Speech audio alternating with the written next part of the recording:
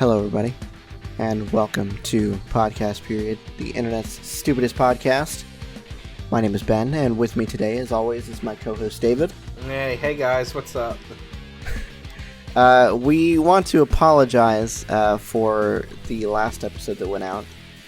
David neglected to edit out the portions where we were actually watching the trailers. So sorry about that, but we'll make sure that those are out of there for this episode and all future episodes. We were just kind of in a rush trying to put the last episode together because we haven't had as much time to record as we would like. So yeah, sorry about that. We'll do better in the future. Whatever.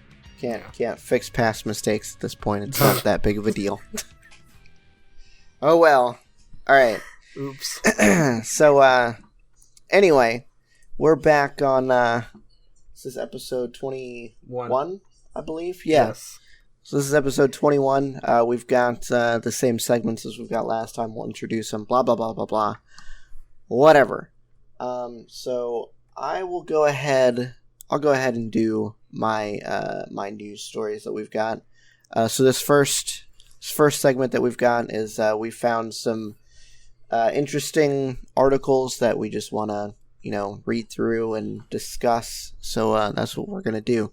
This first one that I've got is on the changes to the Greedo scene from Star Wars. They made another change on the Disney Plus version that just released. So, 1977, the original cut. Greedo did not shoot at all. Hand shot. That was it. 1997, the special edition release. Greedo shoots, then hand shoots. And that's how it's been for the last 20 years or so? A little bit over that now. In the Disney Plus version that they just released, Greedo still shoots first, and then hand shoots. But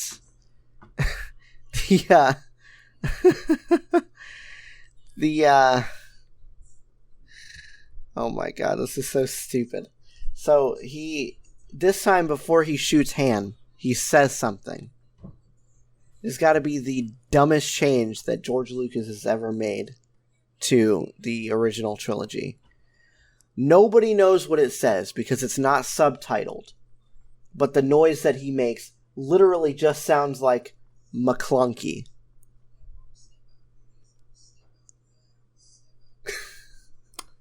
I just got finished watching all 3 of the original trilogy. And I did not remember that part being that way. But I've only ever seen it once before. So I wasn't sure if it was my brain playing tricks on me or what. But I was like, I don't remember that going down like that at all. Did we watch, when we watched them the first time, did we watch the original ones? Like the unedited ones? I don't remember which ones we watched. It was at your house, and I'm pretty sure it was the ones on DVD. Yeah. Well, the nice thing about the DVDs that we had was that they had the edited ones with the new scenes, but on the second disc, it had the original ones too. So we could go back and watch the original unedited 1977 cut. I don't know. And which one we did. To be honest. I want to say that's the one that we did, but I can't remember because it's been so long. Okay. So yeah, is there another part to this? Because I swear, in episode 6, that there's some weird new animated character singing at Jabba's palace. Okay, yes, that's not the Disney Plus version. That's been on there for God knows how long. Okay, that was not on the original 70s version, was it? No. I didn't think so because it looked too CG, and I was like, "What is this? This is stupid. This must be one of Lucas's edits." Yeah, but I wasn't sure how recent it was. Yep. Okay. Yep. So they're just fooling with things again. Yeah, they are. Okay. It's just so stupid. Okay, so I did notice it. I just didn't realize that what was going on. I was like, they've got just some. He's put so many things in the original trilogy. Just they don't make any sense as changes, but he puts them in there anyway because God knows he's got to re-edit his movies 8 bajillion times. Never gonna be perfect. Just leave it Whatever. All right, so next I've got probably a pretty short story because I think it's stupid that anybody would even consider this, but apparently Google says that it will offer checking accounts, but they promise that they won't. They won't sell your data, like they've been doing for the past God knows how many years. Mm-hmm. Yeah, no, It's so stupid. I don't think, as far as I can tell, it's not something that Google itself will be running. It's more of like a Google branded checking account. It looks like the actual banking portion of things will be run by Citibank and it doesn't name it, but it's a credit union based out of Stanford University. So, no goody. Yeah. I don't see anybody I don't see anybody lining up around the block to sign up for their Google checking account or anything like that. Nah. I kind of thought that the Apple credit card that they released was pretty stupid. So this is just worse. Yeah, just a continuation of that. Yeah. Idiocy. And then finally, I've got John. I don't know how to say his name. I think it's John Legere. He's the CEO of T-Mobile, but he's going to leave after 7 years. He did say that he was going to try and finish this Sprint T-Mobile merger that's more than likely going to happen. But it looks like he is going to leave the company on April 30th, 2020. So April 30th of next year. Yeah, it's interesting. T-Mobile is like a really interesting case as far as carriers go because they're not like I don't see the name T-Mobile and think like evil corporation, even though I probably should because it's a phone carrier, so there's got to be something going on there. But still, it's just it's a sad day. No more slow cooker Sundays on Facebook. That's literally the only thing that I've ever seen from this guy, honestly. Apparently he does like a live stream every Sunday where he makes different slow cooker recipes. It's really interesting. I've watched a couple of them.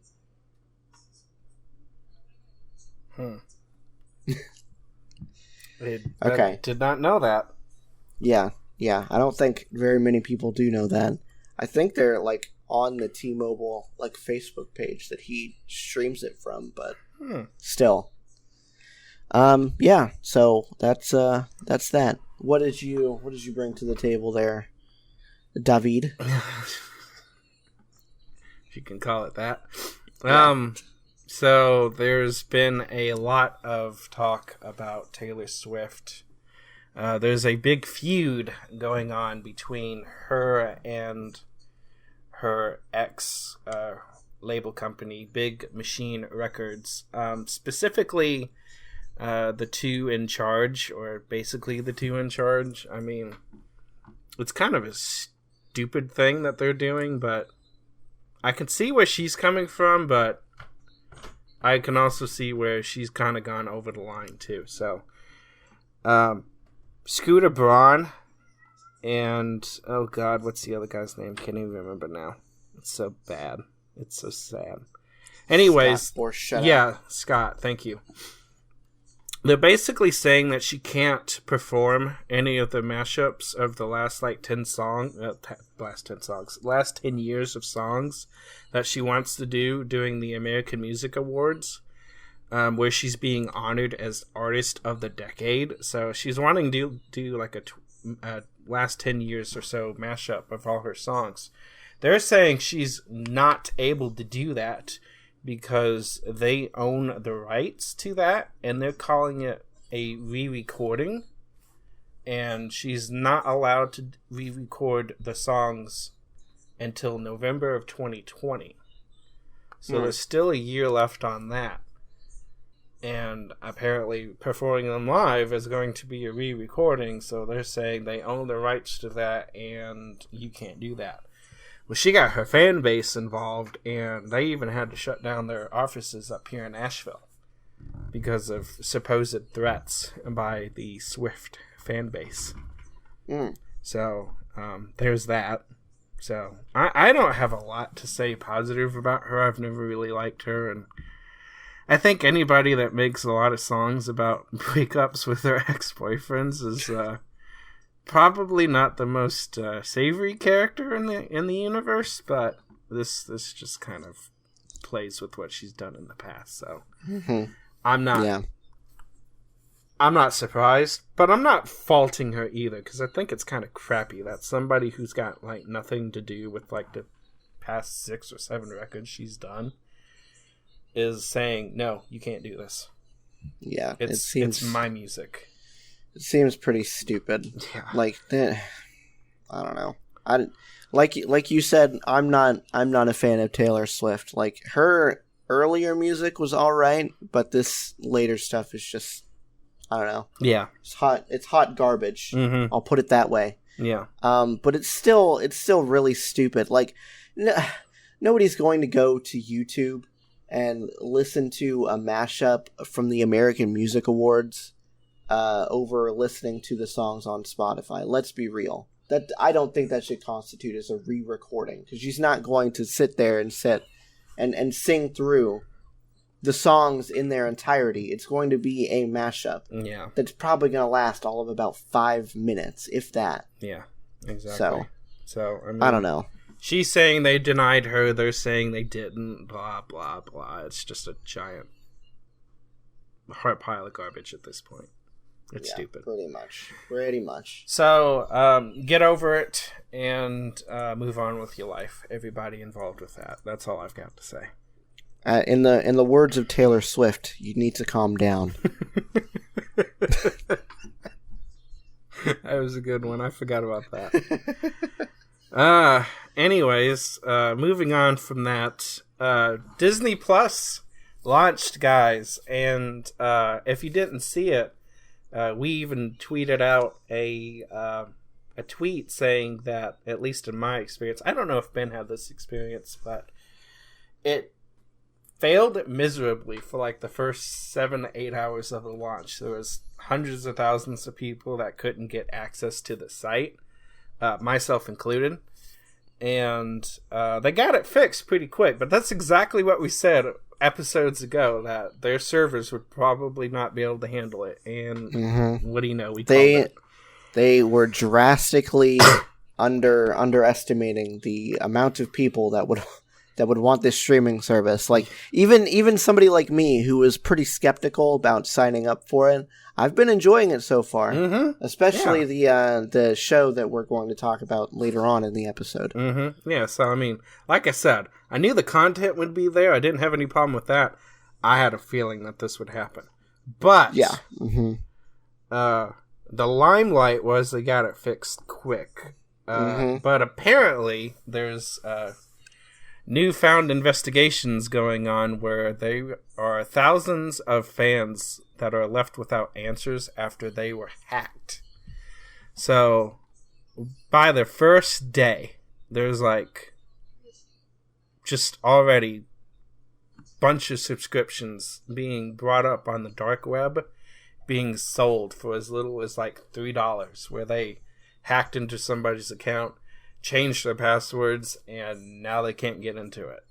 And it's okay, thanks Disney. Not only this This isn't like $3 a month. This is $3 they pay once, and then they've got control of this account. Where they can change the email address, they can change the password, and the original account, the person that set up the account, cannot do anything besides like going to their bank and telling their bank to not accept charges from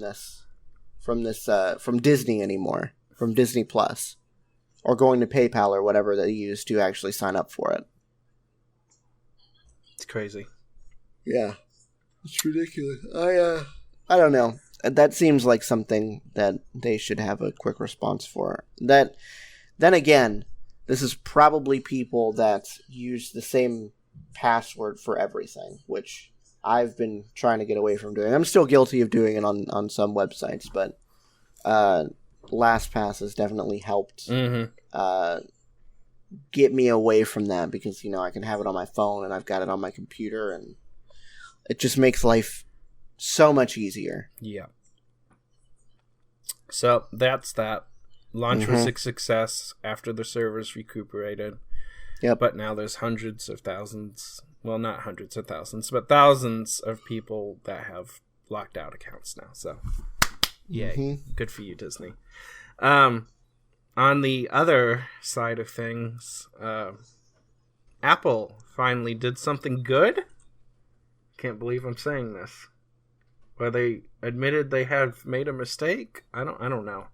They're not going to call it any of that. They're just, I don't even know what they're going to call it. And they're just going to call it the new design, even though it's the same old design they had years ago. Yep. I think we talked about this on one podcast, but I'm not positive. We may have. I'm not sure. Yeah, I'm pretty sure we did. That it was a rumor that they were going to switch back. But the new 16-inch MacBook Pro got tore down by iFixit, and they finally switched back to the scissor switch that they had years ago. And they finally got rid of that god-awful butterfly switch. They went through 3 iterations of that switch, and they never could get it right. And they had the last design went through Apple's free support the day it launched for keyboard issues. I mean, the day it launched, and they enrolled it in that program. That's sad. Yeah. So they knew they had an issue with that. They knew, obviously they knew that something was going to go wrong if they did that. Yep. So they switched to that, and they increased the battery size. It's actually about as high as you can go. It went down to, I think, 99 or close to 100 watt hours. It's the highest battery you can go in a laptop without it being illegal to take it on a plane. That's the FAA's highest wattage that they will allow, or the biggest capacity they will allow, because they're calling them mobile bombs at that point. If something goes wrong, they can really mess things up on an airplane. So they can really go boom boom. Yep. So they gave it better batteries and bigger batteries and a new, quote unquote new switch, even though it's the old one. But at least it works. What are you talking about, David? It's a new keyboard, brand new. It's brand new. They've never done that in their laptops before. Never ever. If you say so. Yeah, good job, Apple. You finally did something smart for once. Yay! For once. So okay. So next, we're going to move on to our discussion topics that we've brought for this episode. These are basically just long form kind of questions or just like things that we wanted to talk about that we're going to take a few minutes out of the episode to kind of break down and talk about our opinions too. So the first one, or the one that I brought, is I wanted to talk about the Mandalorian, which is the new Star Wars show that they've got on Disney Plus. The first 2 episodes as of date of recording are out now, so I wanted to talk about those.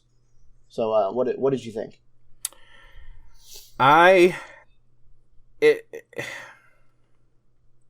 It took me a quick minute.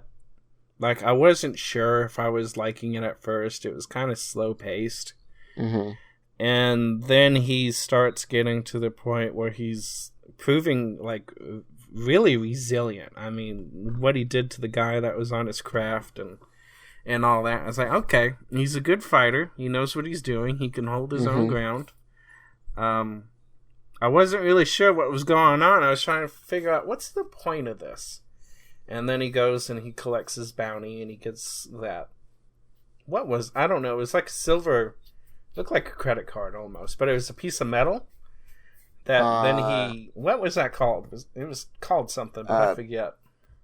It's Beskar. It's what his armor is made out of. Yes, so he goes and gets that smelted down, and he gets a new piece of armor for his shoulder piece. And I was like, okay, so he's collecting bounties and he's upgrading his armor. What's the point? And then he goes back and he finds this new person that is being, like, totally secretive. Like, he can't give him any information or very little information on what this new bounty's supposed to be. Can only get him at, like, a tracking beacon. And, like, the last known thing was, like, 50 years ago and this and that. I was like, what is this guy supposed to do? So the reason the tracking fob thing is a big deal is because earlier in the show, I mean, if you've watched the show, then you know this already, but earlier in the show, they show, like, these, like, little hockey puck things where you've got, like, all of the information about your target on it. Yeah. It's got, like, a 3D representation of their face and, like, the warrant history and all that jazz on it. But all that he's got for this bounty is a tracking fob and the fact that his target is 50 years old. That's it. That's it. So he doesn't have anything else that was going on with that. And then we finally get to the point where he's there outside the thing, and I was like, okay, so he's after this thing. What is this thing? What is the point of this?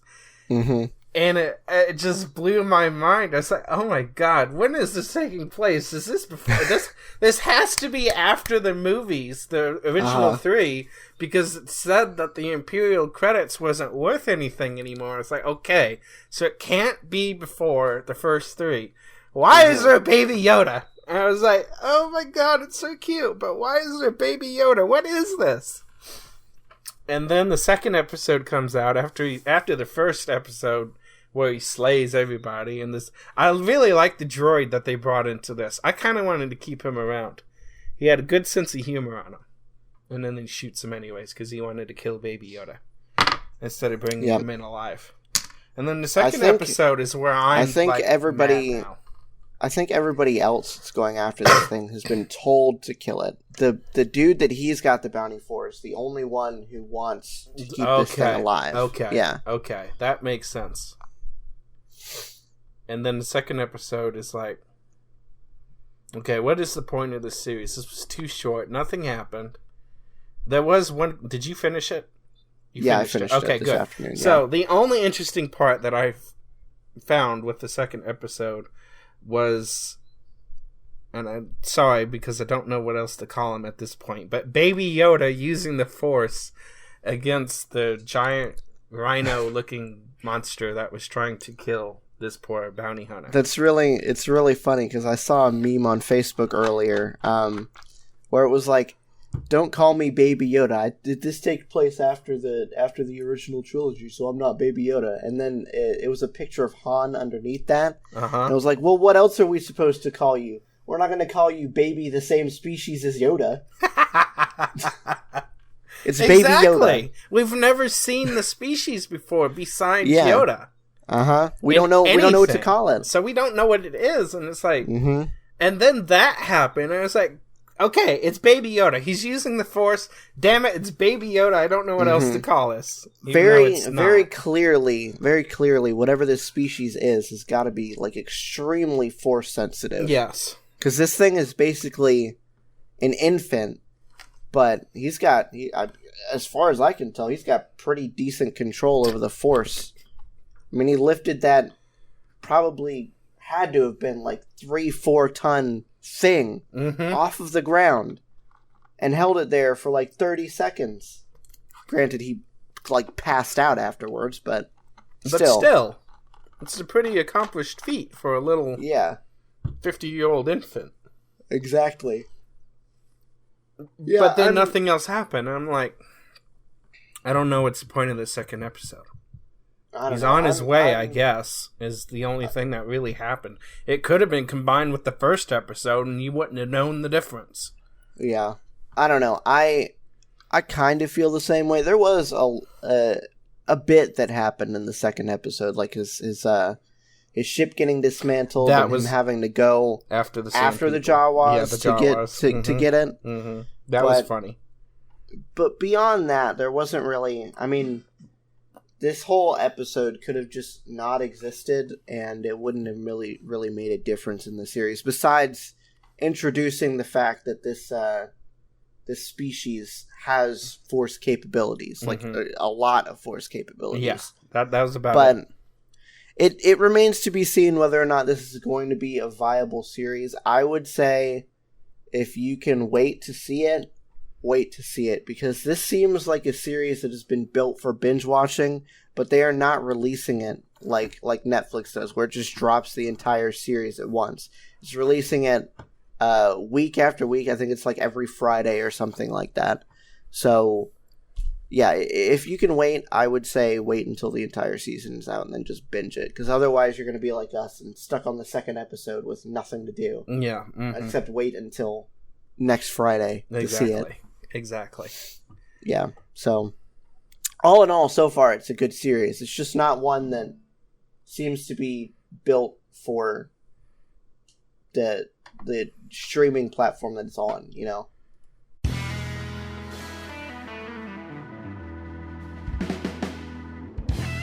Today's episode of Podcast Period is sponsored by, well, you. We've recently started a Patreon to help offset some of the costs of running the podcast, and you can be a part of it for as little as $1 a month.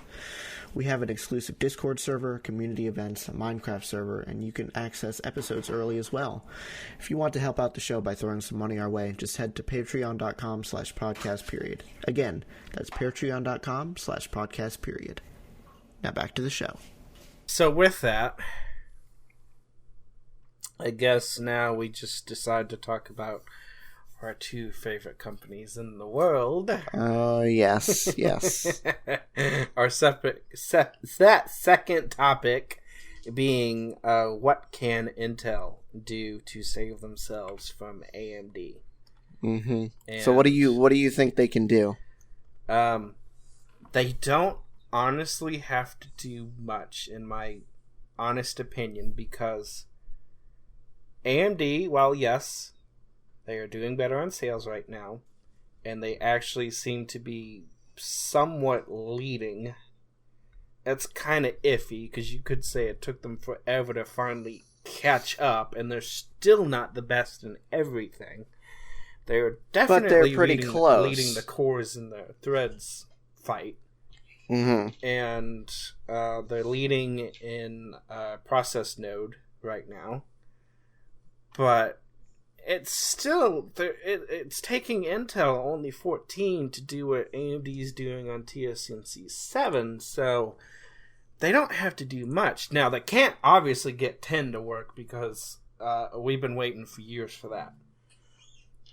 They just have to reconfigure the product stack that they have, throw hyper-threading on everything, like a bunch of idiots they were, taking it out of the freaking i7 line. Makes no sense to me whatsoever. Put it on the i3s and put it on the i5s and the i7s and the i9s for the entire lineup, the next gen, and cut their pricing. They don't have to be below AMD on the pricing. They just got to be a little bit more competitive than they are now, and they would be fine. Problem is, it's too expensive, and they're not leading when it comes to multi-threaded performance. Mm-hmm. So they either have to be cheaper or they have to step up their game. And if they can't step up the game, they need to cut their pricing. They don't have to do much. They're not like behind or anything. It's not like they're struggling. They've got a multi-billion-dollar company to sit on, cash out the wazoo. Yeah, true. All they have to do is ride it out, and they'd be fine. They'd eventually get something to work, either it be 10 or 7. Or AMD will get stuck in like bulldozer days and not do anything for the next 10 years. But They just seem to refuse to do any of that. I don't know why they're being so stubborn. Especially now with this new Epic launch and everything. They're going to start losing where the money actually counts, and that be server sales. Or they need to dominate somebody else in the GPU industry. Whether that be go after NVIDIA or go after AMD. Because right now, AMD is giving NVIDIA a run for the money in the mid-range segment. And if Intel can go after AMD in the high-range segment, then at least that would help somebody out. Or if they can compete in the low end, fine. They might have to give AMD a run for their money. Yeah, but it remains to be seen whether or not they can do that. But I don't think it takes much. But they just continue to have things happen that it's like, come on. Really, Intel? Now they're having a recall on their Xeons. It's a very low core thread count Xeon, but they sent them out with the stock Intel coolers, and they're not fully like that's going to do anything. They're not fully capable of running the cooler under capacity. Well, literally nobody's surprised except Intel's, apparently. Exactly. So it's the Xeon 2274G. Recalling due to inadequate stock GPU coolers. No, CPU coolers. Which is stupid. That is beautiful. Beautiful. Yeah, I don't know. I don't know if I entirely agree with you, because I think AMD or Intel has kind of rested on their laurels as far as this is concerned. I'm not saying they should have caught up by now, because obviously AMD has been gearing up for this for a long time. Yeah, they have. But the fact of the matter is, even if AMD never caught up to them, Intel hasn't put enough R&D into this 10 nanometer thing, or anything else for that matter, to make anything viable at this point. They've kind of just sat back and raked in the money from 14 nanometer plus. You know? It just... I mean, it worked. I don't know. But how long is it going to work? But now that this year... Ryzen 1 and Ryzen 2, first generation, second generation, wasn't that big of a deal. Ryzen 3 changed everything. As far as... And now, cores and threads, yes, it made a big difference. They got Intel off their freaking butt and got everybody past the 4-core days. Thank you so much, AMD. Because my mom and dad's computer was sitting at 100% running Windows Update the other day. I could not believe it. Windows Update is using the whole blessed thing. And I could not believe it. It's like, I just had that thing in my computer 2 years ago. It's fine. What happened? What chip was yours? Was it the 6400? 65. 65. Yep. Okay. 6500. Yeah. Oof. And it was pegged. And that's all it was doing was Windows Update. Nothing else. Oof. Big oof. Mm-hmm. So I was like, oh my God. That is amazing. So they got us off that. Thank you very much. But I don't know. I don't see much needing to happen if they can't innovate. They will have a problem if they can't innovate. I will say that. All they have to do for next year is just drop the pricing and make everything not so stupid. Why would you buy an i3 or an i5 when you can do a Ryzen 3 or a Ryzen 5? Better value for the money. They're too expensive and they make no sense. Sure. If Intel continues to leave it that way, well then that's their own stupidity.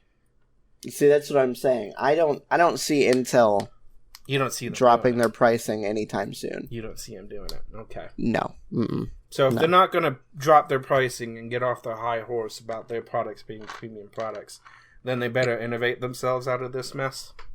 Is that the line you're going on? Mm-hmm. And you don't see them innovating their way out of this, is what you're saying. I mean, considering they've already canceled the 10 nanometer desktop processors, no. Okay, I can buy that. Yeah. Okay. I'll be right back. Hold on a second.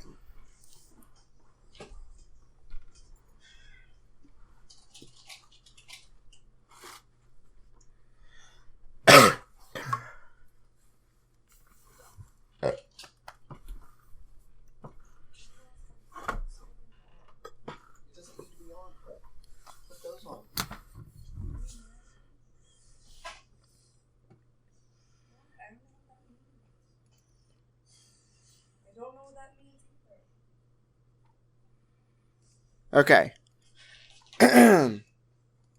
So next we've got trailer talk.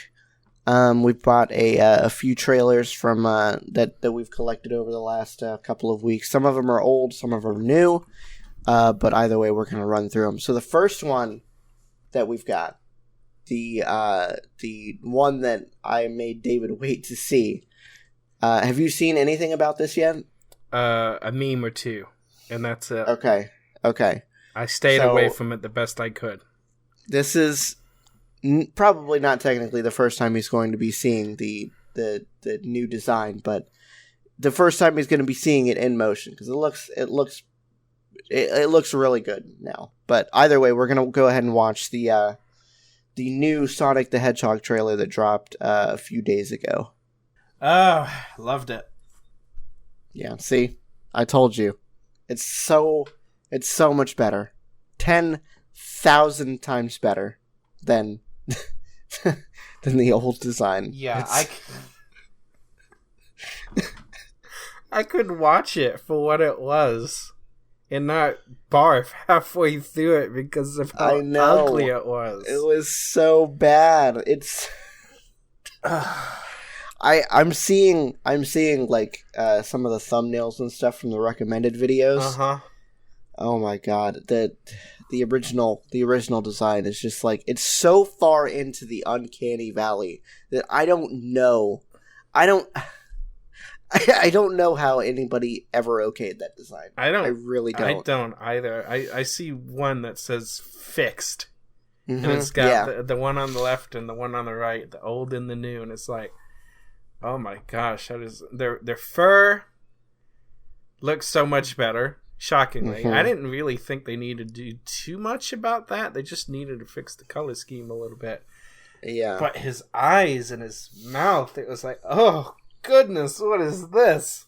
Yeah, they gave him like human teeth in the old one. Yeah. Ugh.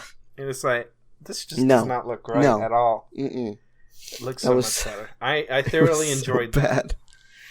Oh man, I am so glad that they listened to people, because they could have just said, you know what, whatever, and released it as is. Mm-hmm. But they took the time, they pushed the release date back till next year, and apparently they spent $35 million on this redesign. Wow, that's a big fuck. I think the original budget was $90 million. Mm. So this is like a third of the original budget added on top of this. So wow. I think this is one that I'm gonna have to try and go see in theaters or something, because I feel like they deserve it. I feel like they definitely deserve it. Anybody who complained about the original and did not want to go see it because of how bad it was, and I understand anybody who feels that way. They need to go watch this movie, because they actually took the time and spent the money. Goodness gracious, that's a lot of money. Yeah. To fix this, we should go and watch this and support them. Mm-hmm. Just to show 100%. That we care, that you listen to us. I mean, that was cool. I enjoyed, whether or not the actual movie is any good, I did enjoy this trailer. I think it looks like an interesting take on the Sonic formula, or whatever you want to call it. Yeah. But either way, I think I'm gonna try and make an effort to go see it in theaters, because they need it. That was like an amazing transformation from what they had to what they have now. Mm-hmm. Yeah, I'll say. Okay, so next we've got a trailer for the newly released game that I want to play. David wanted to watch the trailer for it, so that's what we're gonna do. Jedi Fallen Order. What you think? I'm still extremely excited for it. I like that. I really did. It's made by Respawn, the people that made Titanfall 2. Yeah, I saw that. Mm-hmm. Which this kind of gives me hope. Mm-hmm. This looks really good. This might be something that I have to ask for Christmas or something. Yeah. I'm liking the looks of this a lot more than I liked the looks of Battlefront 2 as well. Yeah. Like, I I don't know why they felt the need to remake the Battlefront games. I mean, they were already great as they were, and there wasn't any single player story in the new ones either. So I don't know. It's pretty stupid.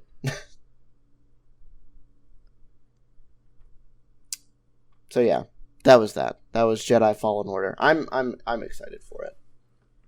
So the next one we're gonna do is we'll do The Invisible Man. Wow. That was intense. I gotta go see this. That looks that was not what I was expecting with an Invisible Man movie. No. That is insane. It sounded entirely too stupid. I was like, okay, I don't care if we watch this one or not. This seems stupid and idiotic. Oh boy, was I wrong. Yeah. That is, wow. I like that. That is how you remake a movie. Oh my goodness. Maybe the movie is gonna suck. That's always the precursor that we have to put after watching all of these trailers. I know. Maybe the movie is gonna suck. But that trailer got me hyped. Mm-hmm. I was like, that looks so good. I like this a lot. So I wonder if they ever figure out what's going on with that. Because in the trailer itself, he's killing other people. How do they not see or find out what's going on? Like, goodness gracious. You have to assume that it's either going to go one of two ways, right? It's going to be either they find out and they kill him, or alternatively, he just ends up killing everybody and nobody ever figures out what's going on. They just treat it as like this crazy incident, and everybody thinks that she's crazy. That's probably going to be the latter. Yeah. But still, I like that a lot. That's amazing. Yeah, that was really good. Okay, so the last one that we've got for this episode is the Zombieland 2 trailer. Double tap. Okay. So, too damn funny. Mm-hmm. Have you been able to watch the original one yet? Nope, and I thought it would be stupid, and I didn't think I'd like it, so I avoided it. And I'm sorry. even after the multiple times I've told you that you would like it and to watch it. I heard Zombieland, and I wasn't thinking anything like this. This is too funny.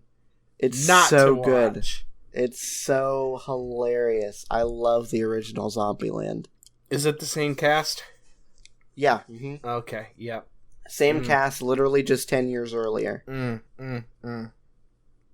Nope. I sincerely apologize. I hope you can forgive me. I don't usually doubt your recommendations. I did on this one. I think it's the first time ever, too. Boy, was I wrong.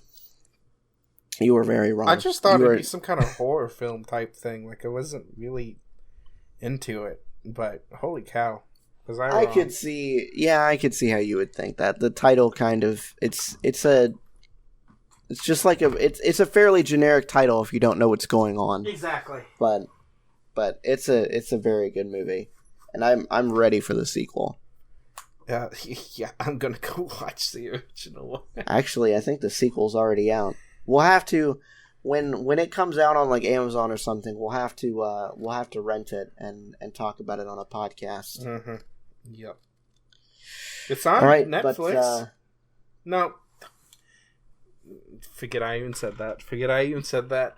This first one is on Netflix. Yes. God help me. I'm losing my mind. My mind is putty. Oh, poor David. It's okay. I forgive you this time. All right. Well, that is all we've got for this episode, guys. It's probably going to be a shorter episode, but that's okay. But either way, yeah, that's it. Thank you so much for listening. Be sure to leave a rating on whatever podcasting platform you are you're listening to us on. We will read whatever 5-star reviews we get on the show. Yeah, that's it. Thanks for listening. See you guys next time. Bye. Bye, guys.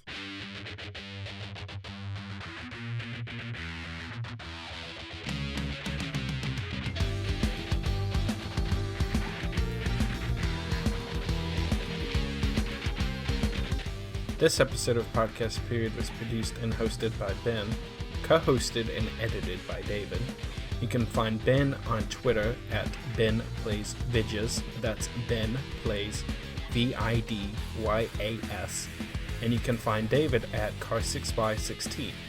You can find the show on Twitter at Podcast Period, or email us at podcastperiod@gmail.com. That's it for this week. Thanks for listening.